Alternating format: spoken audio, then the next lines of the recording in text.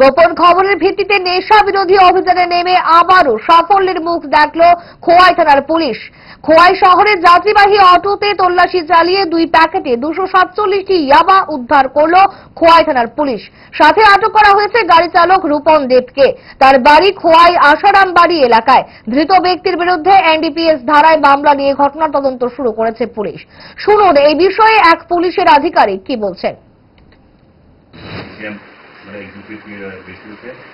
ওরা শুনছিলেন ফোন করার পর ওনারা স্পটে আসেন।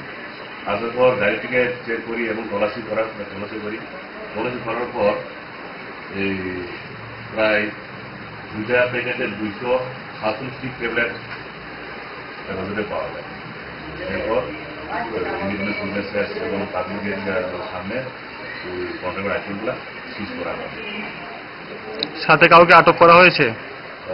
সেখানে স্পটের যে ড্রাইভার ছিল, গাড়ির মালিক ছিল, ওনাকে আটক করা হয়েছে। কি নাম তার? ওনার নাম ছিল রিপন দেব, বয়স 26।